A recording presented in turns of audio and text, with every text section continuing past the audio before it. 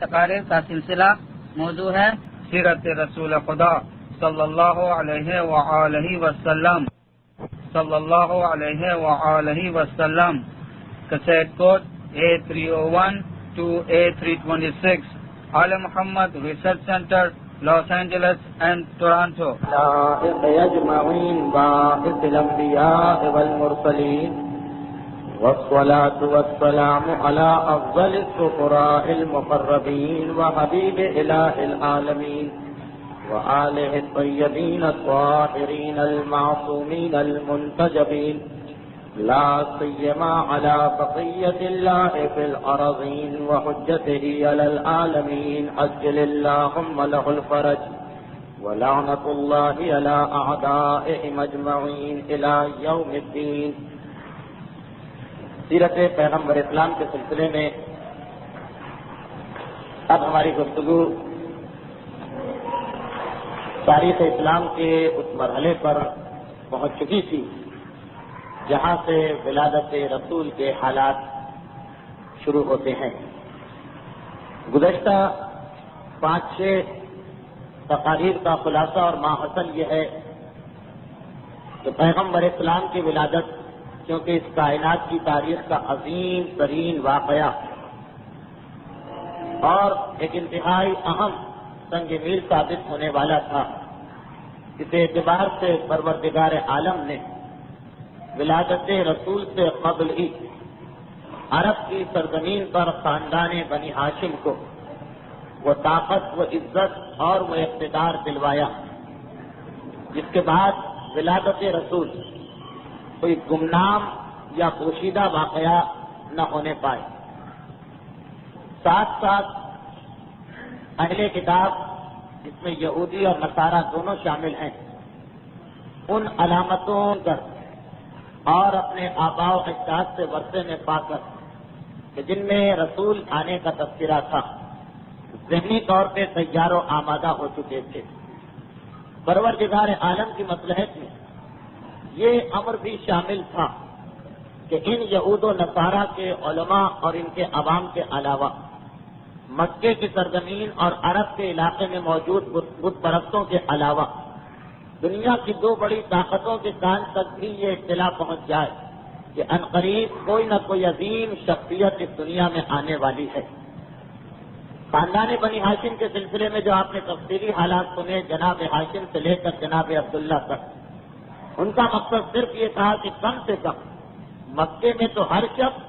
اور اطراف مکہ میں پورے عرب میں جہاں جہاں تک مکے والوں کا اقتدار اور عزت ہے ان لوگوں کے کانوں تک یہ اطلاع پہنچ جائے کہ کوئی عجیب واقعہ ہونے والا ہے. لیکن دنیا کی 2 بڑی طاقتیں جو اس زمانے میں تھیں، ایک روم کی حکومت جس کا حاکم قیصر روم تھا اور ایک ایران کی حکومت جس کا حاکم کسرا تھا، ان 2 طاقتوں تک بھی یہ پیغام پہنچانا تھا. چنانچہ 2 ایسے واقعات پیش آئے جن کے ذریعے ولادت رسول سے قبل ہی اس زمانے کی 2 عظیم ترین طاقتوں کے دارالحکومت تک یہ پیغام پہنچ گیا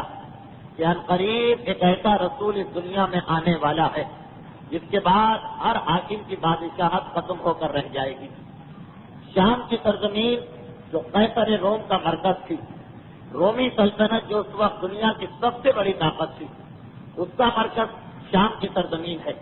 اور شام کی سرزمین کی بھی ایک ایسی شخصیت جس کا نام سطح ہے، اس کے ذریعے سے اس پیغام کو عام کیا جا رہا ہے. چنانچہ تاریخ نے یہ بتایا کہ شام کے علاقے سے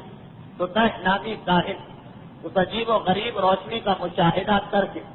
جو اس رات ظاہر ہوئی تھی کہ جب پیغمبر اسلام کا حمل قرار پایا تھا، اس عجیب و غریب روشنی کا مشاہدہ کر کے مکے کی سرزمین میں پہنچتا ہے اور اس نے بخوبی یہ دیکھ لیا کہ مکے کی سرزمین میں کیا واقعات پیش آ سکتے ہیں. اب وہ واپس اپنی مملکت کی جانب جا رہا ہے، کاہن ہے. جب وہاں پہنچے گا تو یقیناً اس سے سوال کیا جائے گا کہ تم جس سوال کے جواب کے لیے نکلے تھے اس کا جواب تمہیں ملا یا نہیں ملا. گزشتہ تقریر میں عرض کیا جا چکا ہے کہ اتنا بے چین ہو گیا تھا یہ سطح کاہن کہ اگر کہ اس زمانے میں تقریباً سب سے بڑا کاہن تھا، مگر ساری دنیا میں خطوط لکھے تھے اور ہر جگہ سے دریافت کیا تھا کہ اس روشنی کا راز بتاؤ، تو اب صدح کی بے چینی ہر ایک کو معلوم ہو چکی تھی، اور جب یہ مطمئن ہو کر واپس شام پہنچے گا تو یقیناً ہر ایک سوال کرے گا کہ کس مقصد کے لیے گئے تھے، کیا معلوم کرنے گئے تھے۔ اور یہ بھی ذہن میں رکھیے کہ جیسا کہ اس واقعے کے اختتام پر ہے کہ صدح بعد میں اسلام قبول کر چکا تھا، تو شام کی سرزمین بخوبی یہ پیغام پہنچنے والا ہے کہ عنقریب مکے سے خدا کی آخری حجت ظاہر ہوگی انبیاء میں سے۔ اب صدح جب مکے میں آ چکا ہے تو ضمنی طور پر ایک اور واقعہ اس کے واقعے کے ساتھ شامل ہو گیا۔ یمن کی ملکہ جو اپنے زمانے کی سب سے بڑی کاہنہ ہے زرقا، وہ بھی صدح کے خط کے جواب میں تفصیل بتانے کے بعد خود بھی مکہ آ جاتی ہے، اور اس وقت ملاقات ہوتی ہے اس کی صدح سے جب صدح نامی کاہن مکے سے جا رہا تھا۔ اس کاہنہ کو زرقا کو آتے دیکھ کر وہ واپس آ گیا، اور اب یہ دونوں مکے میں قیام کرتے ہیں۔ صدح ہر وقت تیار ہے مکہ چھوڑنے کے لیے کیونکہ اس کا مقصد حاصل ہو چکا ہے، مگر زرقا کا ایک عظیم مقصد ہے۔ وہ خاندان بنو ہاشم سے آ کر ایک درخواست کرتی کہ مجھے فقط ایک مرتبہ جناب آمنہ کی زیارت کا موقع مل جائے۔ خاندان بنی ہاشم سے درخواست کی گئی، حضرت عبد المطلب نے اس کی درخواست کو قبول کیا، جناب عبداللہ کو اشارہ کیا۔ زرقا کاہنہ یمن کی ملکہ جو پہلے سے اس امر سے آگاہ اور واقف ہے کہ نور رسالت جناب عبداللہ کی پیشانی میں تھا، آمنہ کے کمرے میں داخل ہوئی اور پہلی نگاہ پڑی جناب آمنہ کے چہرے پر اور پہچان گئی کہ یہی وہ عظیم خاتون ہیں کہ جن کے بطن میں اب نور رسالت آ چکا ہے۔ اس وقت تو ظاہری اعتبار سے بڑی محبت کی اور وفاداری کی بات تھی، مگر باہر آئی اور واپس اپنی قیامگاہ پہ آنے کے بعد اب اسی بے چینی میں دن رات گزار رہی کہ کسی طریقے سے جناب آمنہ کو ہلاک کرنا چاہیے تاکہ یہ نور رسالت اس دنیا میں نہ آنے پائے۔ یہ وہ حسد کا جذبہ تھا اس کے اندر کہ جناب عبداللہ نے یمن کے شہر میں جب اس کی درخواست کو ٹھکرا دیا تھا، وہ واقعہ پچھلے ہفتے بیان کیا گیا۔ حسد کا جذبہ کہ جو چیز مجھے نہ مل سکی وہ جناب آمنہ کو کیوں ملے، اور اسی حسد کے جذبے سے بے چین ہے، مگر معلوم ہے اسے کہ یہ خاندان بنی ہاشم ہے۔ یہاں پہ کسی قسم کا حملہ کرنا اتنا آسان کام نہیں ہے، اور اگر کہ ابھی اسلام کے ظاہری احکام نہیں آئے ہیں، ابھی پردہ واجب نہیں ہوا ہے، ابھی شریعت اسلامی دنیا والوں کے سامنے ظاہر نہیں ہوئی ہے، مگر خاندان بنی ہاشم کے پاس جو ایک عزت ہے، ایک وقار ہے، ایک شرم ہے، ایک حیا، اس کی وجہ اس خاندان کی عورتوں سے ملاقات کرنا، خود عورتوں کے لیے عورتوں سے ملاقات کرنا انتہائی مشکل کام ہوا کرتا ہے۔ اور جناب آمنہ کی تو حفاظت زیادہ کی جا رہی کیونکہ معلوم ہے کہ جناب ہاشم پہ حملہ ہوا، جناب عبد المطلب کے پیچھے دشمن لگے، جناب عبداللہ پہ حملہ ہوا، اور یہ بھی پتا ہے کہ حملہ کرنے والوں کو نہ جناب ہاشم سے کوئی جھگڑا تھا، نہ جناب عبد المطلب سے کوئی دشمنی تھی، نہ جناب عبداللہ کی کوئی مخالفت تھی، وہ اس نور کے خلاف تھے۔ اب یہ نور جناب آمنہ کے بطن میں آ چکا ہے تو ساری دشمنی جناب آمنہ سے نکالی جائے گی، چنانچہ سخت ترین پہرا ہے۔ زرقا کاہنہ بے چین و بے قرار ہے، کیا کیا جائے، کس طریقے سے جناب آمنہ کو نقصان پہنچایا جائے۔ آخر اس نے ایک منصوبہ بنایا، آخر اس کے ذہن میں ایک قسم کی پلاننگ آئی اور اس نے کتانہ نامی عورت کو اپنے ساتھ ملا لیا۔ یہ کتانہ عورت وہ ہے جس کا تعلق مدینے کے قبیلے خزرج سے ہے۔ پچھلے ہفتے بھی آپ نے سنا، اور ویسے بھی تاریخ اسلام پڑھنے والا ہر شخص یہ دو نام تو بار بار سنتا ہے، اوس اور خزرج، مدینے کے دو قبیلے۔ ان میں سے ایک قبیلے سے اس عورت کا تعلق ہے۔ جناب آمنہ مدینے کی رہنے والی ہے، وہاں سے شادی کے بعد اس کو اپنے ساتھ لے کے آئی تھی، اور اس کا کام پورے خاندان بنی ہاشم کی عورتوں کو مشیاتہ گیری ہے، یعنی ان کو سجانا، ان کے بالوں میں تیل ڈالنا، بالوں میں کنگھی کرنا، جو جس قسم کا کام آج کل ہمیں جگہ جگہ گلی گلی نظر آتا، بہرحال یہ عربوں میں پہلے سے رائج تھا۔ جناب آمنہ کی سجاوٹ کا کام، آرائش کا کام، تیل ڈالنا، کنگھی کرنا، یہ ساری ذمہ داریاں اس عورت پر تھی، اور اپنے کام میں اتنی ماہر تھی کہ جناب آمنہ کے ساتھ آئی تھی، مگر بعد میں پورے حصے کے پاس آتی ہے جب کسی تقریب میں جانا ہو یا جب کبھی اپنی آرائش اور سجاوٹ کرنا ہو۔ ایک مرتبہ زرقا کے ذہن میں آیا کہ یہی ایک عورت ایسی ہے کہ جس سے کام نکالا جا سکتا ہے۔ باقی جناب آمنہ کے پاس سوائے بنی ہاشم کے اور کسی قبیلے کی عورت نہیں جا سکتی ہے، اور بنی ہاشم کی ساری عورتیں جناب آمنہ کی وفادار ہیں۔ صرف یہ واحد عورت ہے جس کا تعلق نہ بنی ہاشم سے ہے، نہ مکے سے ہے، نہ خاندان سے۔ باہر کی عورت ہے، اگر اسے لالچ دی جائے تو شاید کہ میرا ساتھ دینے کے تیار و آمادہ ہو جائے۔ چنانچہ ایک رات کو ستانہ کو اس کے مکان سے اپنے مکان میں بلایا اور کہا کہ آج رات تم میرے کمرے میں سو۔ ایک عام عورت، ایک کنیز، اور اسے یمن کی ملکہ کے کمرے میں سونے کی سعادت ملے، یہی چیز اس کے لیے ایک بہت بڑی نعمت بن گئی تھی۔ چنانچہ بے انتہا متاثر ہوئی، اور اتفاق سے یہ وہی رات تھی جس رات کو اس درقہ کے پاس وہ شخصیت آئی جس کی مدد سے یہ کاہن بنی تھی۔ غالباً میں نے گزشتہ ہی پیر کو یہ عرض کیا تھا امام معصوم کی ایک روایت کی روشنی میں کہ شیطان آسمانوں تک جا کر وہاں سے جو خبریں لے کے آتا تھا وہ اپنے ماننے والوں کو منتقل کیا کرتا تھا۔ آسمانوں میں جاتا، معلوم کرتا ہے کہ فرشتے کیا گفتگو کر رہے ہیں، وہ خبریں لے کے آیا، اور جو اس کی ضروریت ہے، جو اس کے ماننے والوں کا گروہ ہے، جنوں میں سے، شیطانوں میں سے، انسانوں میں سے، انہیں یہ چیزیں منتقل کی۔ اب جنہیں شیطان نے یہ چیزیں منتقل کی وہ ان چیزوں کو لے کر دنیا کے کسی ایک آدمی کو اپنے نگاہ میں رکھتے ہیں کہ فلاں آدمی بڑا کمزور عقیدے کا ہے، اسے بہکا کے اپنے ساتھ ملایا جا سکتا ہے، آسمان سے آنے والی خبروں کو اسے بتایا جاتا ہے، وہ آدمی کاہن بن جاتا ہے، یعنی غیب کی خبریں دینے والا۔ تو ہر غیب کی خبریں دینے والے کا تعلق کسی نہ کسی شیطان یا کسی نہ کسی جن سے تو ہوتا۔ اب روایت یہ کہ زرقہ رات کو سو رہی ہے اور اسی کے کمرے میں ستانہ نام کی وہ عورت سو رہی جسے آگے چل کر اس سازش میں ایک انتہائی اہم حصہ لینا۔ آدھی رات کے قریب ستانہ کی آنکھ کھلی تو دیکھا کہ جیسے زرقہ کے سرانے ابھی کوئی آ کے بیٹھا۔ زرقہ کی بھی آنکھ کھل گئی، آنے والے کو دیکھا، بے انتہا خوش ہوئی، کہا اے میرے ہمدم و ہمراہ، کافی عرصے کے بعد تم میرے پاس آئے، بتاؤ کیا خبر لے کے آئے؟ زرقہ ساحل، اس کے پاس یہ جن ہے یا شیطان ہے، ان میں سے کوئی ایک، یہ آتا ہے اور غیب کی خبریں دے کے جاتا، لیکن کافی عرصے سے یہ کوئی خبر لے کے نہیں آیا تھا۔ چنانچہ ایک مرتبہ زرقہ خوشی کے عالم نے اس سے سوال کر دی کہ اے میرے دوست، اے میرے ہمراہ، اے میرے ساتھی، بتاؤ تو صحیح تم کیا خبر لے کے آئے؟ اور اس آنے والے نے کہا کہ ہم یہ خبر لینے آسمانوں کی جانب جا رہے تھے، مگر آج ہمیں آسمان پہ نہیں جانے دیا گیا، اب ہمارے لیے آسمان کا راستہ بند کر دیا گیا۔ روایت کے اس حصے کی تشریح انشاءاللہ آگے چل کر ہوگی۔ ہمارے لیے آسمان کا راستہ بند کر دیا گیا، اسی لیے کافی عرصے سے میں تمہارے پاس آ بھی نہیں سکا۔ بس مجھے اتنا پتا چلا کہ جس مقصد کے لیے تم یہاں آئی اس میں ناکام بھی ہوگی اور ذلیل اور رسوا بھی ہوگی۔ خبردار اس نور کو بجھانے کی کوشش نہ کرنا، اس لیے کہ مجھے اور کوئی خبر تو نہیں ملی، مگر یہ خبر مل چکی کہ پروردگار عالم کی جانب سے اس نور کی حفاظت کا مکمل انتظام کیا گیا۔ زرقہ یہ کائنہ ہمیشہ اس کی خبروں پہ عمل کرتی، دنیا والوں تک اس کی خبریں پہنچاتی، اسی کی وجہ سے اس کی حکومت چل رہی، مگر اس وقت حسد کے جذبے سے اتنی مغلوب ہے، حسد کے جذبے نے ایسا اس کی عقل پہ پردہ ڈالا کہ کہا کہ تم اتنا ہی منع کرو، مگر جو ارادہ میں نے کیا اسے پورا کر کے رہوں گی۔ ایک مرتبہ وہ کہتا کہ دیکھو میں پھر سمجھایا جاتا ہوں، نقصان ہی نقصان اٹھاؤ گی اور پھر میں تمہارے پاس آ بھی نہیں سکتا، مگر اسے اپنی حکومت کو کھونا قبول ہے، اسے اپنے علم کو کھونا قبول ہے، اس کی عزت ختم ہو جائے اس پر یہ تیار ہے، مگر جناب آمنہ سے جو حسد ہے وہ اس کو مجبور کر رہا ہے کہ جناب آمنہ کو کسی نہ کسی طریقے سے نقصان پہنچایا جائے۔ اسی لیے روایت میں حسد کو بدترین گناہ قرار دیا گیا، اور اسی سے آپ اندازہ کر لیں کہ جب ایک جانب وہ نیکی ہمارے سامنے آتی جس میں معصوم نے یہ کہا کہ علی کی محبت گناہوں کو اس طرح سے ختم کر دیتی جس طرح سے آگ لکڑی کو ختم کر دیا کرتی،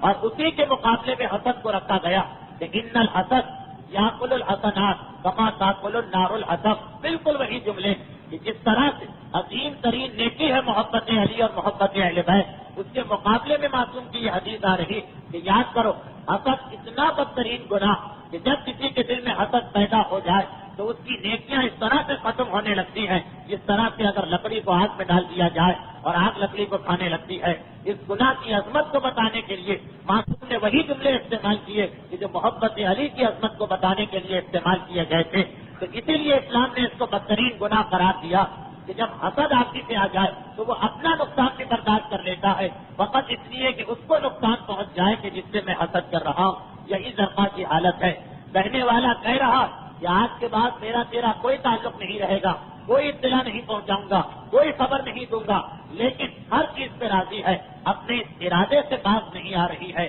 میں تو آمنہ کو ختم کر کے رہوں گی۔ کتانا یہ ساری گفتگو اور بحث سن رہی ہے، جانے والا چلا گیا، صبح کا وقت آیا، درقا نے ایک مرتبہ کتانا کو بلایا، کہا تم سب کچھ سن چکی ہو جو کچھ رات کو ہوا ہے، اور تمہیں میرا ارادہ بھی معلوم ہو گیا ہے، تمہیں منہ مانگا انعام دوں گی، بس تم جاتی ہو آمنہ کے پاس، کسی طریقے سے آمنہ کو نقصان پہنچا دو۔ کتانا ایک سیدھی سادی عورت، پہلی مرتبہ اس قسم کا واقعہ اس کے سامنے آ رہا، حیران ہو کر کہتی ہے کہ میں کیا کروں؟ کہا کہ اچھا میں تمہیں بتاتی ہوں، یہ زہر آلود خنجر لے کے جاؤ، اپنے لباس میں چھپا کے جاؤ، جس وقت جناب آمنہ کنگھی چوٹی کرو گی یا تیل ڈالو گی ان کے بالوں میں، اس وقت موقع پا کر ان کی پشت میں خنجر کی نوک کو چبھو دینا، اتنا سریع الاثر، تیزی سے اثر دکھانے والا زہر ہے کہ اس کے بعد ہمارا مقصد حاصل ہو جائے گا۔ کتانا گھبرا گئی، اتنا بڑا اقدام یہ تو میں نہیں کر سکتی۔ درقا کو معلوم تھا، گھر میں جاتی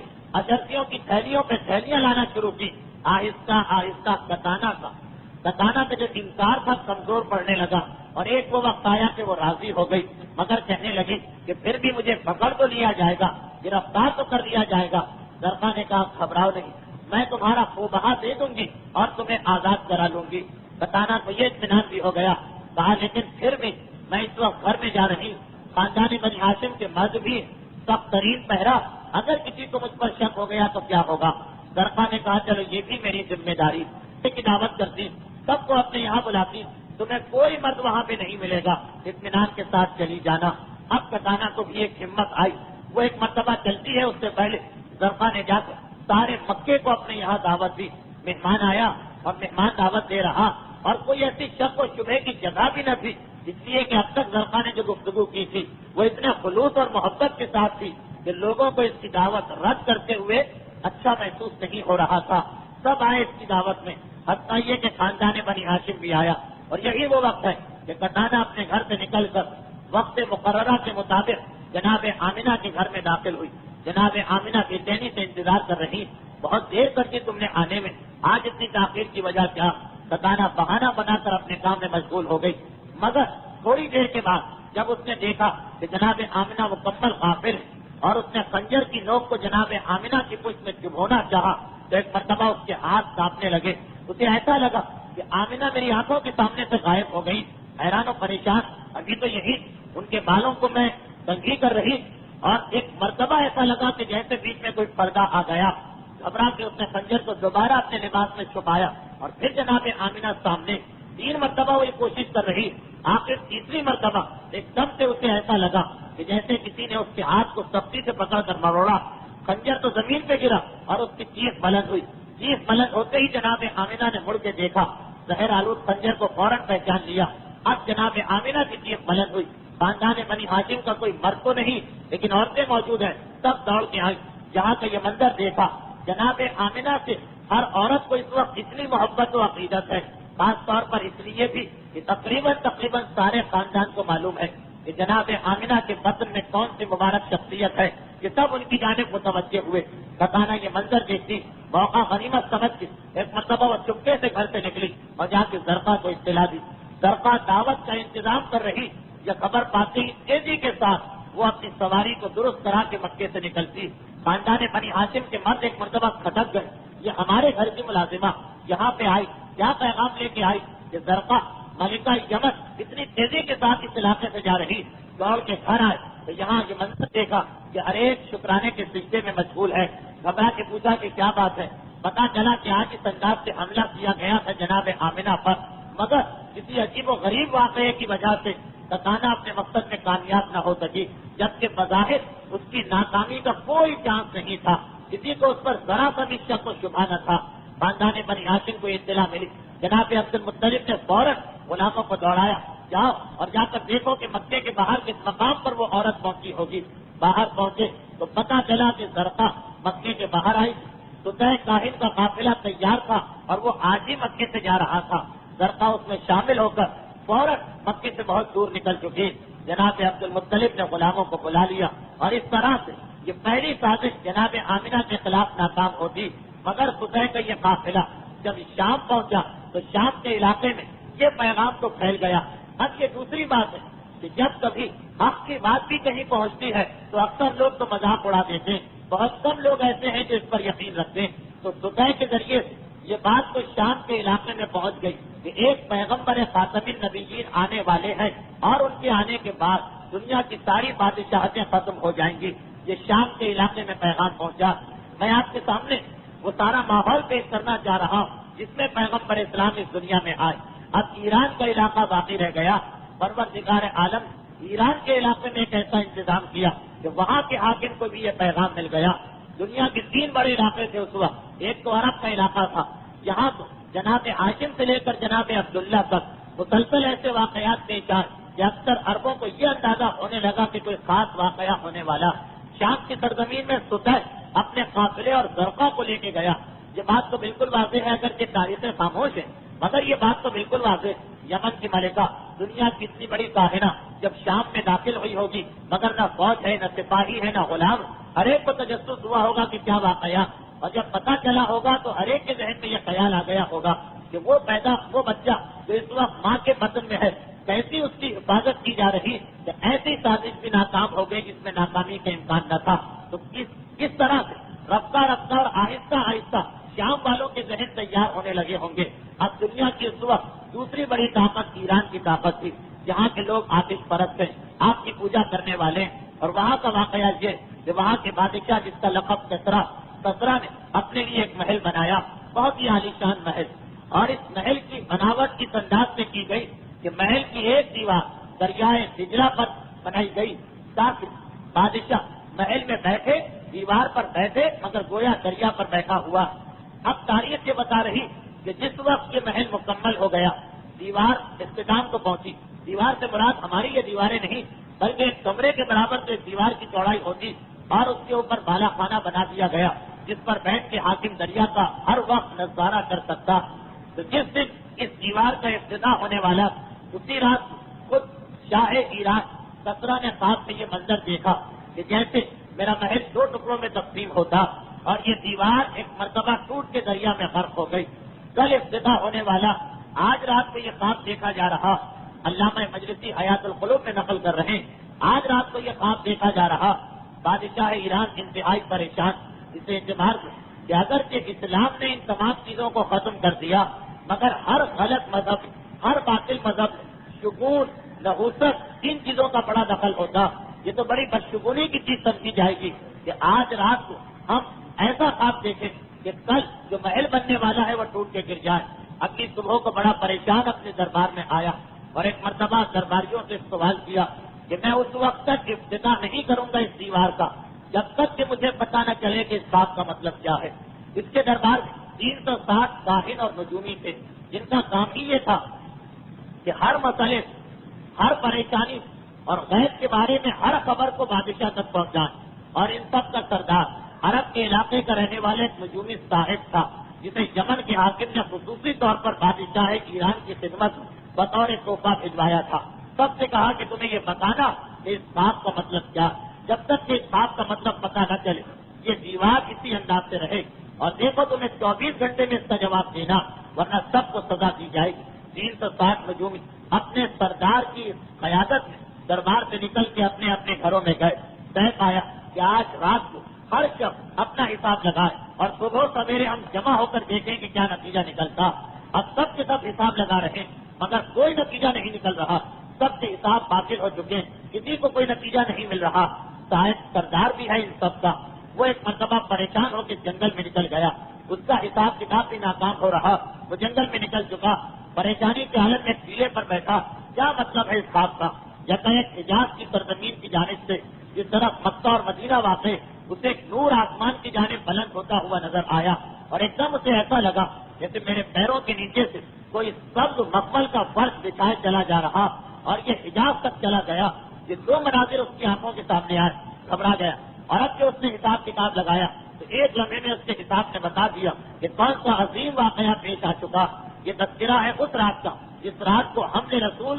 جناب آمنہ کے قصر میں قرار پا رہا۔ اگلی صبح کو سب جمع ہوئے تو سب کے حساب کتاب نے ایک ہی بات بتائی کہ آج رات جو ابھی رات گزری، اس رات کی کوئی ایسی شخصیت اس دنیا کے اندر آئی کہ جو یا تو کوئی بہت بڑا بادشاہ ہے یا خدا کا کوئی پیغمبر ہے. جیسے واقعات رات کو ہم نے دیکھے اور ہمارے حساب نے یہ بتایا. مگر اب حاکم سے یہ کیسے کہا جائے؟ اگر یہ کہا جائے کہ آپ سے بڑا بادشاہ اس دنیا میں پیدا ہوا تو وہ ناراض ہو جائے گا. یہ کہا جائے کہ اتنا بڑا پیغمبر اس دنیا میں آیا کہ آپ کی حکومت ختم ہو جائے گی تو وہ ناراض ہو جائے گا. چنانچہ سب نے کہا کہ جھوٹا بہانہ بنا کے حاکم کو مطمئن کر دیں گے. اگلی صبح کو پہنچے اس کے بعد، اور پہنچنے کے بعد کہا اب ذہن میں ترتیب زمانی رکھیے گا کہ یہ اس رات کا واقعہ ہے جب رسول خدا کا حمل قرار پا رہا. اور پہنچنے کے بعد یہ کہا کہ اے حاکم، ہم نے حساب کتاب لگایا تو پتا چلا کہ غلطی ہو گئی تھی ہم سے.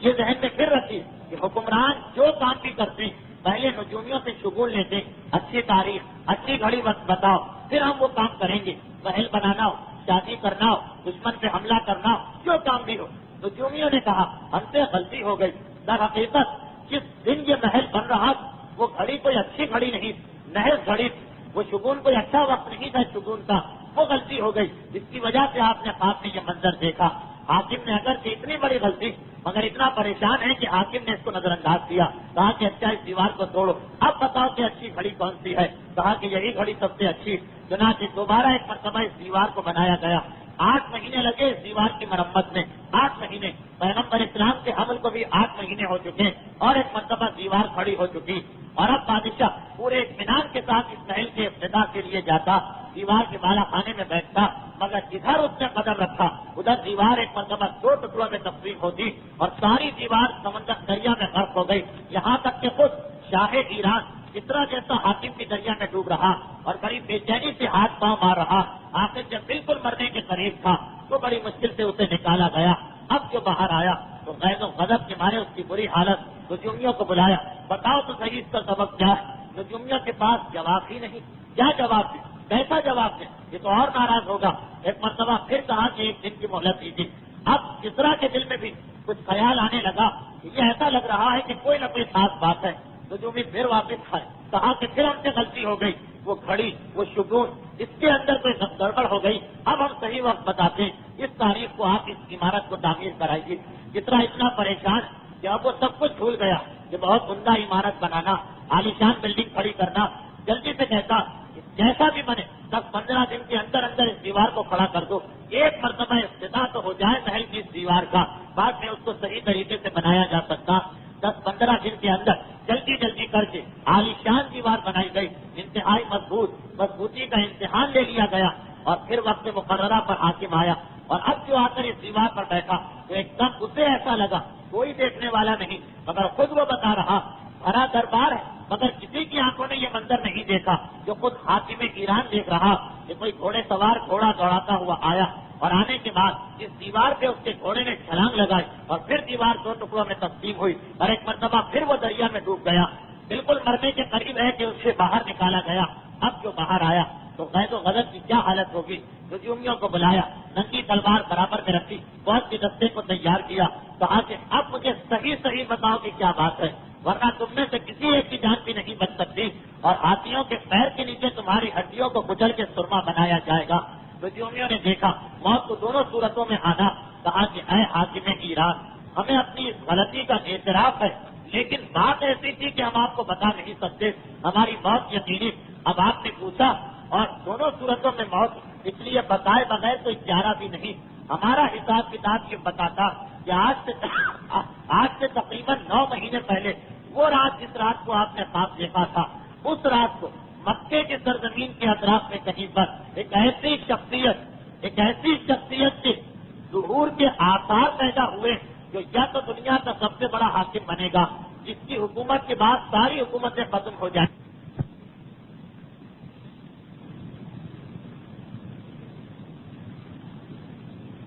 ساری سلطنتیں خصوصیت سے آپ کی سلطنت مٹ کے رہ جائے گی. یہ اس خواب کا مطلب ہے جو آپ نے دیکھا. اگر پہلی ہی مرتبہ یہ خواب بتا دیا جاتا تو یہ سب قتل کر دیے جاتے، مگر 3 مرتبہ کا واقعہ حاکم ایران بھی دیکھ چکا. چنانچہ وہ بھی پریشان، انتہائی پریشانی کے عالم میں سوچتا کہ اب ہمیں کیا کرنا چاہیے، مگر کوئی اسے کچھ بتانے والا نہیں. اور اسی پریشانی کے عالم وہ لوگوں سے مشورہ لے رہا اور بات پھیلتی چلی جا رہی. دوسروں کو بھی پتا چلتا جا رہا کہ اتنا بڑا مسئلہ آ گیا کہ خود حاکم ایران جیسی بڑی شخصیت پریشان ہو گئی، اور زیادہ دن نہیں گزرے، کچھ ہی دن گزرے تھے جب وہ واقعہ پیش آیا کہ اسی ایران کے سب سے بڑے مذہبی پیشوا جس کا لقب موبزان ہے، سب سے بڑا مذہبی پیشوا، ایران کا مذہب اس زمانے میں آتش پرستی تھا، سب پارسی لوگ تھے، تو ان کا جو سب سے بڑا پیشوا، جیسے ہمارے یہاں مجتہد عالم ہوتا، عیسائیوں کے یہاں پوپ ہوا کرتا، یہودیوں کے یہاں ربی ہوا کرتا، اس طرح پارسیوں کا جو سب سے بڑا مذہبی پیشوا ہے موبزان، تقریباً 15-20 دن گزرے ہوں گے کہ رات کو خواب میں اس نے ایک عجیب منظر دیکھا۔ کیا منظر دیکھتا کہ کچھ اونٹ ہیں کہ جو کچھ گھوڑوں کو اپنے پیچھے باندھ کے لا رہے ہیں، اور یہ گھوڑے اور اونٹ عرب کی سرزمین سے آ رہے ہیں، اور آنے کے بعد دریائے دجلہ جو عرب اور عجم یعنی ایران کے درمیان ایک سرحد کی، ایک باؤنڈری کی، ایک حد فاصل،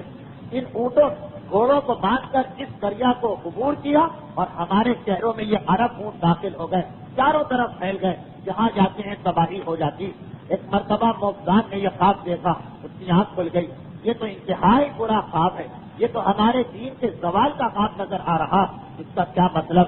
گھبرا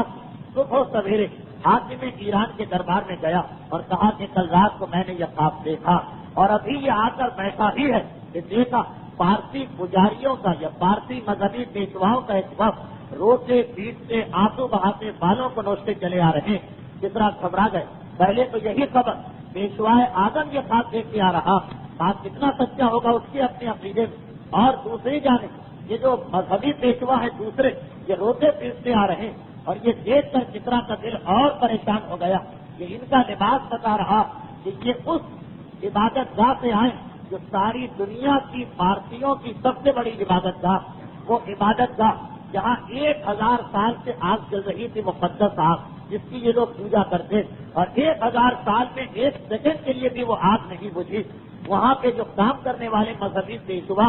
ان کے لباس بھی مختلف قسم کے ہیں۔ جتنا گھبرا کے کہتا ہے تم کیا خبر لائے، کہا کہ پتہ نہیں کیا ہوا، کہتا ہے الگ تو ایک مرتبہ یہ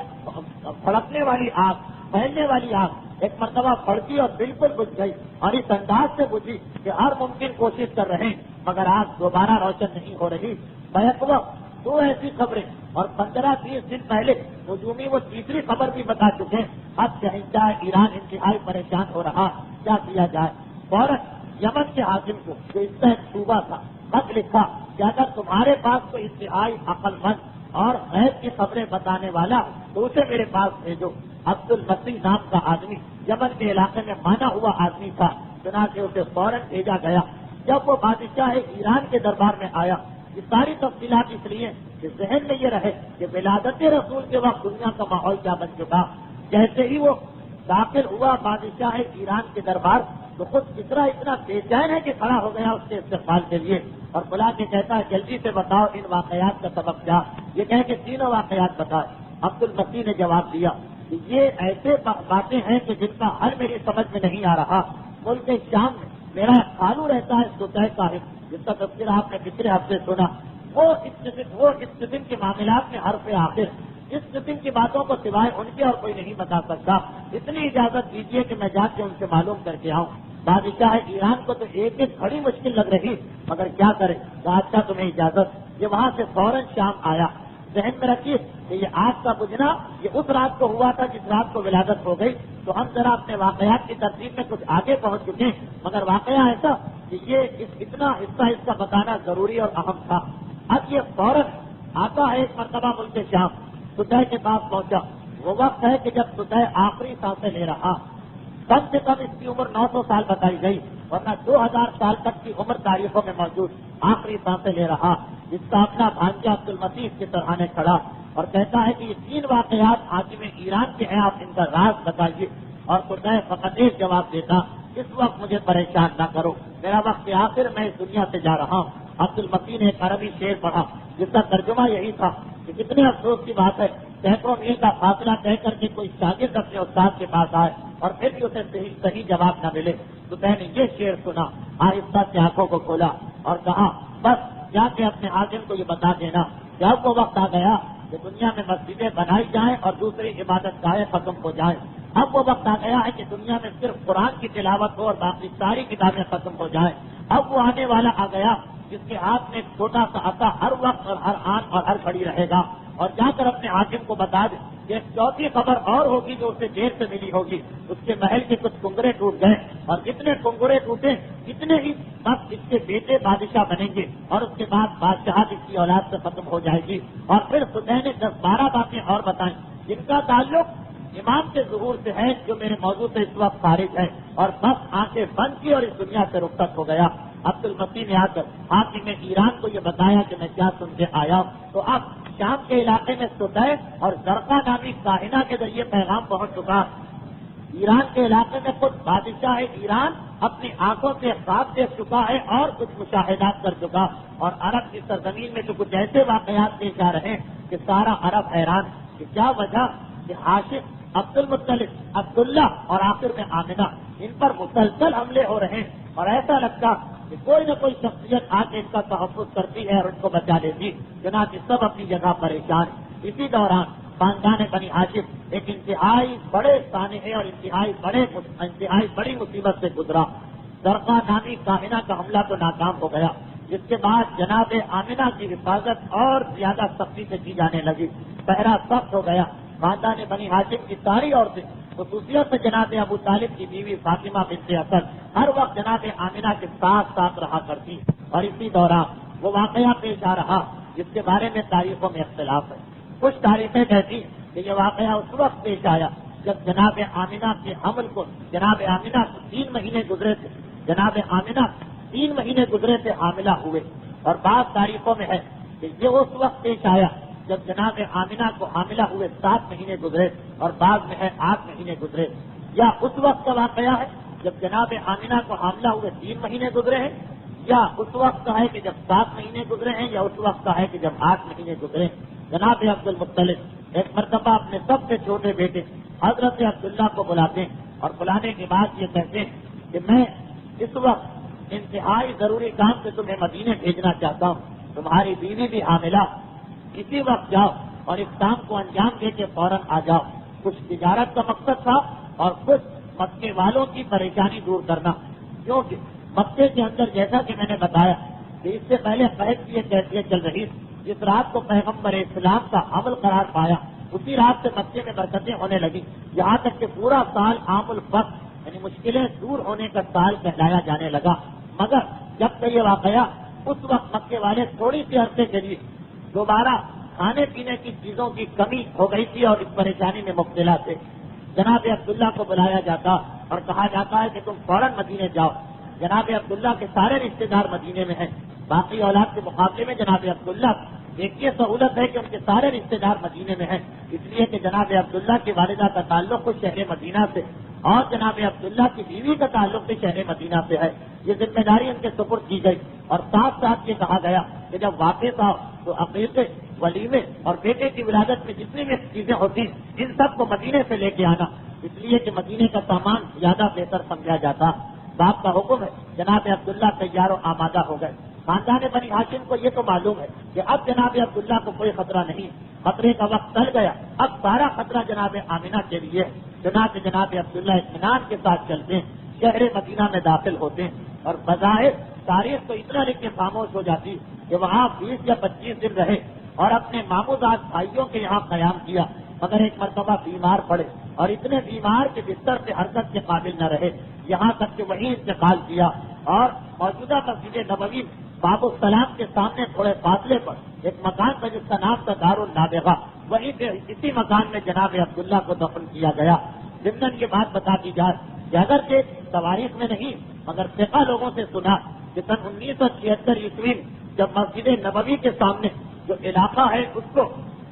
ایک ہموار میدان بنایا جا رہا تھا، تو وہاں کے سارے مکان، ساری دکانیں، سارے بازار توڑے گئے، وہ مکان بھی کھودا گیا جس میں جناب عبداللہ دفن تھے، اور جس وقت وہ مکان کھودا گیا تو جناب عبداللہ کی قبر بھی کھل گئی، اور جناب عبداللہ یہ پیغمبر اسلام کی ولادت سے پہلے انتقال کر چکے، مگر 1976 عیسوی میں جب یہ قبر کھلی تو جناب عبداللہ اس طرح سے اس قبر میں نظر آئے کہ جیسے کوئی آدمی اپنے کمرے میں لیٹا ہوا آرام کر رہا ہو، مگر اس کے باوجود اس کے باوجود اس عظیم ترین معجزے کو دنیا کی نگاہوں سے چھپایا گیا اور راتوں رات اس مقام سے جناب عبداللہ کی میت کو کسی ایسے نامعلوم مقام پہ منتقل کر دیا گیا کہ جس کے بارے میں فی الحال کسی شخص کے علم میں نہیں سوائے ان حکمرانوں کے کہ جن کی نگرانی میں یہ سارا کام انجام پایا۔ خود یہ اسلام کا ایک کتنا بڑا معجزہ بن سکتا تھا اگر اس واقعے کو دنیا والوں کے سامنے پیش کیا جاتا۔ ہمارے سامنے موجودہ تاریخ ہے جب 1932 میں جناب جابر ابن عبداللہ انصاری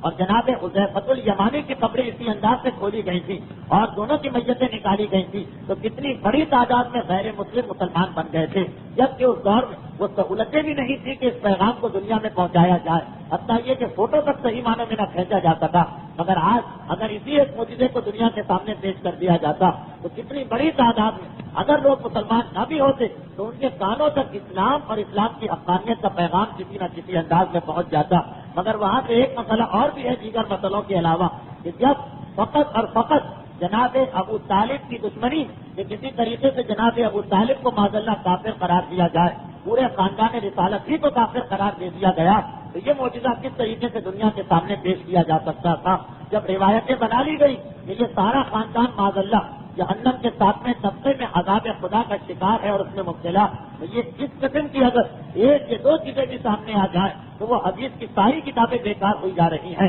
اور وہ سارا کا سارا جو منصوبہ بنایا گیا جناب ابو طالب کے کفر کو ثابت کرنے کے لیے معاذ اللہ وہ ناکام ہو جاتا۔ لیکن بہرحال پروردگار عالم اپنی نشانیوں کو ظاہر کر ہی دیتا ہے، چاہے دنیا والے چھپانے کی کتنی ہی کوشش کیوں نہ کریں۔ بہرحال جناب عبداللہ کو اپنے ماموں کے مکان میں دار النابغہ میں دفن کیا گیا، اور یہاں مکے میں یہ خبر پہنچی کہ جناب عبداللہ انتہائی بیمار ہیں۔ حضرت عبد المطلب کو یہ خبر ملی، بے چین ہو گئے، جناب عبداللہ کی بیماری کا سنا بے چین ہو گئے۔ جیسا کہ میں نے ابھی عرض کیا کہ تاریخ تو صرف اتنا لکھتی ہے کہ جناب عبداللہ بیمار ہو گئے، مگر بعض ایسے واقعات سے جو آپ بعد میں سنیں جو پیغمبر اسلام کی عمر کے 5ویں یا 6 سال کے واقعات ہیں، مجھے کچھ ایسا اندازہ ہو رہا کہ جناب عبداللہ مدینے یہودیوں کی سازش کا نشانہ بنتے اور یہودی اس غلط فہمی میں کہ یہ پیغمبر اسلام کے والد اس کے بعد کے واقعات ان کو پتہ نہ چلے، ان کے اوپر حملہ کر کے ان کو شہید کر دیتے۔ اس کی تفصیل جو کچھ میں نے اب کی ہے وہ تو انشاءاللہ بعد میں کسی منزل پر آئے گی، مگر کیونکہ تاریخوں میں اتنا ہی لکھا کہ بیماری میں انتقال کیا، وہی جملہ میں نے دوہرا دیا، لیکن میرا اپنا اندازہ ہے کہ انہیں بھی کسی سازش کا نشانہ بنا کے شہید کیا گیا۔ جناب عبد المطلب کے پاس یہ پیغام پہنچا، جناب عبد المطلب کی عمر اس وقت تقریباً 100 سال کے قریب ہے، جب یہ پیغام پہنچا کہ آپ کے بیٹے جناب عبداللہ اس وقت انتہائی بیمار اور علیل ہے مدینے کے اندر۔ جناب عبد المطلب نے اپنے سب سے بڑے بیٹے جناب حارث کو بلایا، یاد ہوگا آپ کو جناب حارث کا نام، جب زمزم کا کنواں کھودا جا رہا تھا اور ایک ہی اولاد تھی تو وہ یہی جناب حارث تھے، انہیں بلایا اور بلا کر کہا کہ تم فوراً مدینے جاؤ اور مدینے جا کر عبداللہ کو جیسی بھی ان کی حالت ہو مکے واپس لے کے آ جانا۔ تاریخ یہاں پر پھر خاموش، لیکن کچھ اور ایسے واقعات ہیں جن سے یہ اندازہ ہوتا کہ جناب ابو طالب کے ذمے اس وقت جناب آمنہ کی حفاظت کی ذمہ داری سونپی گئی تھی، اور صحیح معنوں میں محافظ رسالت کا کردار پیغمبر اسلام کی ولادت سے پہلے ہی جناب ابو طالب کو سونپا جا چکا، اس لیے جناب حارث کو اس مہم کے اوپر بھیجا جا رہا۔ اس وقت باپ کے لیے، بوڑھے باپ کے لیے اپنے جوان بیٹے کا صدمہ ایک بہت بڑا صدمہ، اور ساری فکر جناب عبداللہ کی ہونا چاہیے، مگر جناب عبد المطلب ایک مومن کامل ہے، انہیں پتا کہ اس وقت میرے اپنے بیٹے سے زیادہ جو قیمتی شے ہے وہ میرا وہ پوتا ہے کہ جو اللہ کا آخری رسول ہے، اس لیے جناب ابو طالب کو انہی کی حفاظت سے مقرر رکھا اور جناب حارث کو بھیجا جا رہا ہے مدینے کی جانب۔ جناب حارث مدینے پہنچے، مگر جب مدینے پہنچے تو پتا چلا کہ عبداللہ کا انتقال بھی ہو گیا اور انہیں دفن بھی کیا جا چکا۔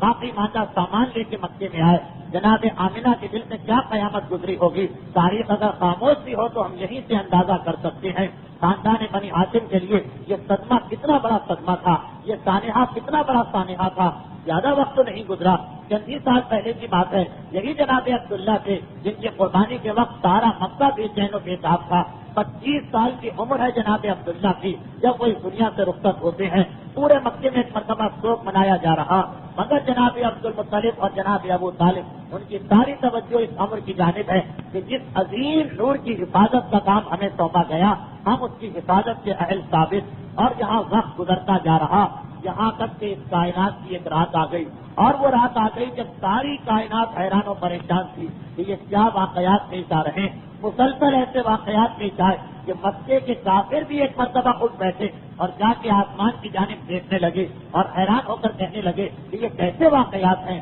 جن کا ہم آج مشاہدہ کر رہے ہیں۔ بس انہی واقعات سے ہماری گفتگو در حقیقت پیغمبر اسلام کے براہ راست حالات میں شروع ہو جاتی، کیونکہ آج کا وقت پورا ہو گیا۔ تو یہ توحید آپ نے دیکھ لی، یہ حالات آپ نے دیکھ لیے کہ جن میں پیغمبر اسلام اس دنیا میں آئے۔ اب اس رات کو کیا واقعات پیش آئے، ان کی تفصیل کیا تھی، یہ انشاءاللہ آئندہ پیر کو آپ کے سامنے پیش کیے جائیں گے۔ ایک مرتبہ درود بھیجے محمد والے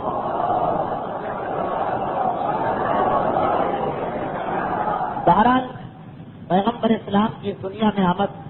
کائنات کا عظیم ترین واقعہ ہے، مگر سیرت رسول کے حوالے سے قرآن تو ہم سے ایک ہی تقاضا کر رہا، وہ یہ تقاضا تو نہیں کر رہا کہ فقط ذکر سنو اور کھڑے ہو کے چلے جاؤ۔ ان کنتم تحبون اللہ فاتبعونی، اگر تمہارے دل میں ذرا بھی محبت ہے تو رسول کی پیروی کرو اور رسول کے نقش قدم سے چلو۔ اور یہی وجہ کہ ہر تقریر کے اختتام پر وہ مسائل بیان کیے جاتے ہیں جو ہمیں یہ بتاتے ہیں کہ پیروی رسول کا صحیح طریقہ کیا ہے۔ مسائل کے سلسلے میں ہمارے پاس جو سب سے بڑا مسئلہ وہ یہ کہ جو مجمع آتا ہے اس کے اندر معلومات کے اعتبار سے لوگوں میں اتنا زیادہ فرق ہوتا کہ اگر بہت ہی تفصیل مسئلہ بتایا جائے بہت ہی اونچے معیار کا تو وہ لوگ جن کے پاس بنیادی معلومات بھی نہیں ہے وہ بیچارے پریشان ہو جائیں گے، اور اگر ایک عام مسئلہ بیان کیا جائے تو جن کی معلومات ماشاءاللہ کافی ہو چکی ہیں وہ اکتانے لگتے ہیں کہ یہ کیا بات ہو رہی۔ چنانچہ اس کے لیے ایک ہی طریقہ ہے، کبھی سخت مسائل کبھی آسان مسائل۔ یہ ذہن میں رکھیے کہ جو آسان مسائل بھی بیان کیے جائیں یہ وہی ہیں کہ جس کے بارے میں ذاتی طور پر مجھے معلوم ہے کہ بہت سے لوگوں کو یہ نہیں پتا۔ تو خیر اب ہماری گفتگو آج ہو رہی ہے نماز روزے کے کچھ مسائل پر، حج، خمس، نماز آیات، یہ وہ مسائل ہیں جو اب تک بیان ہو چکے ہیں۔ آج گفتگو ہوگی جو اب تقریباً 10-12 منٹ بچتے ہیں نمازوں کے اور روزوں کے کچھ مسائل کے بارے میں، مگر آج جو ہمارا موضوع ہے وہ عام نماز اور عام روزہ نہیں بلکہ قضا نماز اور قضا روزہ۔ اسلام کے اندر 6 نمازیں واجب ہیں، ہماری شریعت کے مطابق 6 نمازیں واجب ہیں، اور 6 نمازوں میں سے ظہر و عصر و مغرب و عشاء اور صبح یہ 5 نمازیں مل کر ایک نماز کہلاتی ہے نماز یومیہ۔ یہ تو خیر ہر ایک کے علم میں ہے۔ دوسری نماز جو ہماری شریعت کے مطابق واجب ہوتی وہ ہے نماز آیات، سورج گہن و چاند گہن و زلزلہ اور قدرتی آفت جو لوگوں کو ڈرا دے اس پر جو 2 رکعت نماز واجب ہوتی۔ تیسری نماز ہے نماز جنازہ، یہ بھی واجب ہوتی ہے جس انداز سے اور جس طریقے سے اس سے اکثریت واقف ہے۔ چوتھی نماز جو واجب ہوتی ہے ایک بالغ آدمی پر وہ ہے نماز طواف، یہ ان کے لیے ہے جو حج یا عمرے کے لیے خانہ خدا جائیں اور احرام پہن لے تو اب یہ احرام نہیں اتر سکتا جب تک کہ 1-2 رکعت نماز صحیح سے پہلے اور طواف کے بعد انجام نہ دے۔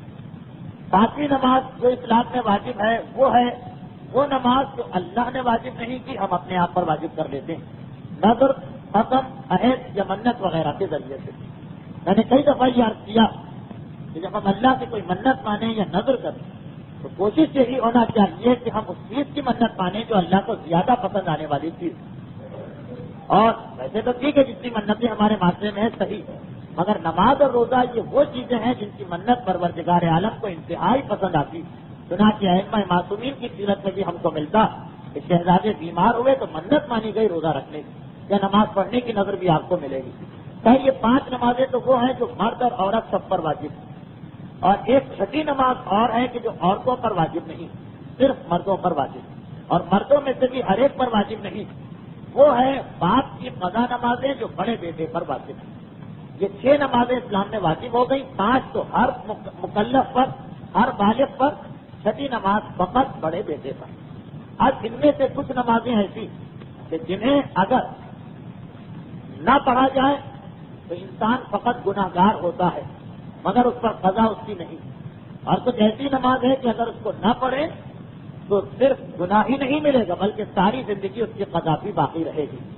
میرا اس وقت کا موضوع فقط نماز یومیہ کی قضا بتانا، جو 5 نمازیں ہم اپنے 24 گھنٹے کے دوران پڑھتے ہیں،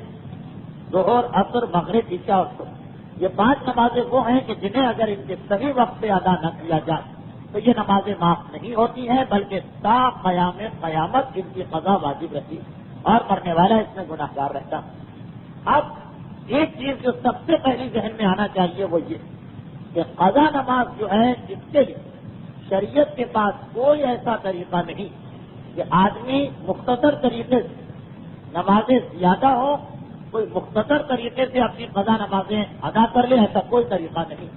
جتنی نمازیں ہم نے قضا کی ہیں، جب تک کہ اتنی ہی نمازیں ہم نہ پڑھیں ہمارا گناہ معاف نہیں ہو سکتا۔ یہ میں نے اس لیے کہا کہ کارادر کی مسجد میں تو میں نے خود دیکھا، اب یہ 2-3 سال سے تو اتفاق نہیں ہوا اس طرف کا، کیونکہ کراچی ہی میں نہ تھا، لیکن اس سے پہلے میں نے خود دیکھا کہ جمعۃ الوداع کے دن ایک پمفلیٹ تقسیم کیا جاتا ہے جس کے اندر ایک حدیث کے حوالے سے یہ لکھا ہوتا ہے کہ آج کے دن اگر کوئی شخص یہ 4 رکعت کی نماز ادا کرے تو اس کی ساری زندگی کی قضا نمازیں معاف ہو جاتی، ساری زندگی کی قضاء عمری اس کی معاف ہو جاتی۔ یہ پمفلیٹ خود میرے اپنے مطالعے اور مشاہدے میں بھی آیا۔ یہ تو یہاں کی بات ہوئی۔ اس کے علاوہ اگر آپ باہر جائیے جو دوسری مسجدیں ہیں وہاں عام تصور یہ ہے کہ شبائے قدر میں جو 102 رکعت نماز پڑھی جاتی وہ قضاء عمری، یعنی اگر ہم وہ نمازیں پڑھ لیں ایک رات، آپ لوگ تو پھر بھی 3 راتیں پڑھتے ہیں مگر باقی سارے تو ایک ہی رات پڑھتے ہیں 23ویں رات کو، تو اس کی وجہ سے ساری زندگی کی قضا نماز ہماری معاف ہو جائے گی۔ یہ بالکل غلط خیال ہے۔ مجھے پتا ہے کہ جن کو یہ مسئلہ معلوم ہے وہ یہ کہہ رہے ہوں گے کہ کیا یہ بچوں جیسا مسئلہ بیان ہو رہا، مگر ایک بڑی تعداد ہے جو آج تک اس دھوکے اور غلط فہمی میں ہے۔ تو یہ یاد رکھیے کہ اس قسم کی کوئی نہ نماز اسلام نے بتائی ہے، چاہے وہ جمعۃ الوداع کا دن ہو یا کوئی دن بھی، نہ کوئی ایسا طریقہ بتایا ہے کہ 2 رکعت نماز پڑھ کے ساری زندگی کی نمازیں معاف کرا لی جائے۔ اس قسم کی کوئی روایت اگر آپ کے پاس آ رہی تو یا وہ روایت بالکل غلط ہے یا بیان کرنے والے نے اس میں کسی قسم کا ہیر پھیر کیا۔ یہ سب سے بڑی غلط فہمی ہمارے یہاں ہوتی وہ یہ کہ جب ہم تقلید کر لیتے تو ہماری ذمہ داری کہ صرف اس مسئلے پر عمل کریں جو ہمارے مجتہد عالم کا بتایا ہوا مسئلہ، حتیٰ یہ کہ ہم دنیا کے کسی دوسرے مجتہد کی بات نہیں مان سکتے۔ ایک عام آدمی ایک پمفلیٹ ایک پوسٹر چھاپ کے بھیج دے اس پر یقین کرنا کس اعتبار سے صحیح ہوگا۔ بہرحال معصوم کا نام آ جانے سے وہ روایت تو معصوم کی نہیں بنتی، یہ بات ذہن میں رکھیے۔ ہم اگر آقا خمینی کی تقلید میں ہیں تو آقا کوئی جیسی عظیم شخصیت کی بات بھی نہیں مان سکتے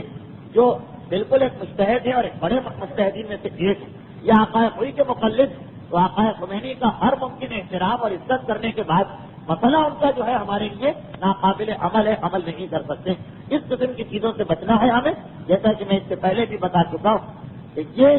جو ہمارے یہاں ایک اور چیز ہے اس کو بتانے کا کوئی موقع تو نہیں ہے، ضمن آ گئی کہ وہ جو ہے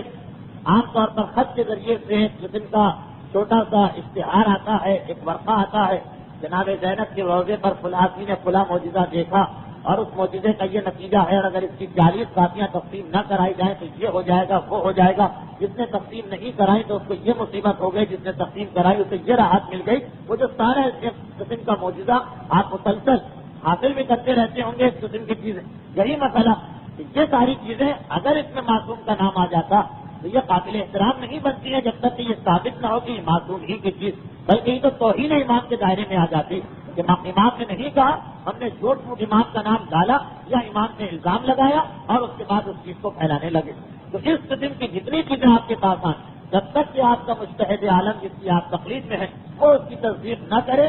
آپ پر کوئی ذمہ داری اس سلسلے میں کسی قسم کی کوئی ذمہ داری نہیں، بلکہ اگر کوئی آدمی احترام کے جذبے ٹھیک ہے یہ آ گیا ہمارے پاس کمپلیٹ ہے چلو تقسیم کرا دو 40 کاپیاں لکھ کے تقسیم کرائے تو اکثر علماء کے نزدیک یہ حرام بھی ہو جاتا۔ اس کو علماء کہتے ہیں القذف علی المعصوم، امام پر جھوٹ باندھنا وہ بھی حرام، جب تک کہ یقین نہ ہو کہ یہ امام نے کہا، ہم تک تو یہ چیز آ گئی، یہ اس قسم کا ایک معجزہ، مگر جب ہم کو یقین نہیں ہے کہ یہ امام نے کہا بلکہ زیادہ یہی احساس ہو رہا ہے کہ یہ کوئی جھوٹی چیز، تو احترام کے جذبے سے اس کو آگے پہنچانا ایسا ہے کہ جیسے کوئی پہلے امام کے نام سے جھوٹی حدیث بنائے اور پھر ہم اس جھوٹی حدیث کو یہ سوچ کے پھیلائیں کہ اس میں امام کا نام آ گیا، یہ کوئی ثواب اور احترام نہیں ہے، یہ تو الٹا عذاب کو دعوت دینا۔ اسی طریقے سے یہ جو ایک 4 رکعت کی نماز بتائی جاتی، اس 4 رکعت کی نماز کے بارے میں میں اس کو تو اس معجزے کے ساتھ منسلک نہیں کر رہا ہوں، یہ معجزہ کس انداز سے غلط ہے اس انداز سے وہ تو غلط نہیں، مگر اس کا مفہوم کچھ اور ہے جسے کچھ اور سمجھا گیا۔ اس کا مطلب یہی، اگر اس روایت کو صحیح مانا جائے، اگر اکثر علماء تو اس کو صحیح نہیں مانتے، صحیح بھی مانا جائے تو اس کا مطلب یہ کہ قضا نماز پڑھنے کا کیا طریقہ اسلام نے بتایا۔ قضا نماز کا یہی طریقہ تو بتایا کہ تم اندازہ لگاؤ جس کو پورا معلوم ہے کہ میں نے کتنی نمازیں قضا کی ہیں اس کا تو مسئلہ ختم. تمہیں معلوم ہے اتنی قضا نمازیں پڑھ لو. مگر اکثر ایسے لوگ ہوتے کہ جنہیں پوری تفصیل معلوم نہیں ہوتی کہ ہم نے کتنی نمازیں قضا کی. کبھی پڑھتے تھے کبھی نہیں پڑھتے تھے. اب آج 10 سال 20 سال 50 سال بعد یاد نہیں آ رہا کہ ہماری کتنی نمازیں قضا ہیں اور کتنی قضا نہیں. تو اس میں شریعت بتاتی ہے اندازہ لگاؤ, اندازے سے کام چلاؤ. اندازہ لگاؤ مثلا جوانی کے شروع میں میں عام طور پر کتنی نمازیں پڑھا کرتا ہوں گا ہفتے میں. پھر اندازہ لگاؤ کہ ایک ہفتے میں اتنی ہے تو ایک مہینے میں کتنی ہوتی ہوں گی قضا. ایک مہینے میں اتنی قضا ہے تو ایک سال میں کتنی قضا نمازیں ہوتی ہوں گی. اندازہ لگاؤ اور اسی اندازے کے مطابق نمازیں پڑھ لو. تمہارا گناہ معاف, تمہاری ذمہ داری ختم. لیکن یہ ایک امکان تو ہے کہ جو اندازہ ہم نے لگایا ہے ہو سکتا ہے اس سے کچھ زیادہ قضا نمازیں. ہم تو ایک اندازہ لگا رہے ہیں, اس میں غلطی بھی ہو سکتی ہے. اگر قضا نمازیں کم ہیں ہم نے زیادہ پڑھ لی تو کوئی حرج نہیں ہے, اچھا ہی کام کیا. لیکن یہ بھی ممکن ہے کہ ہم اندازہ لگا رہے ہوں کہ ہم ہفتے میں 5 دن نماز قضا کرتے تھے, مگر کسی دن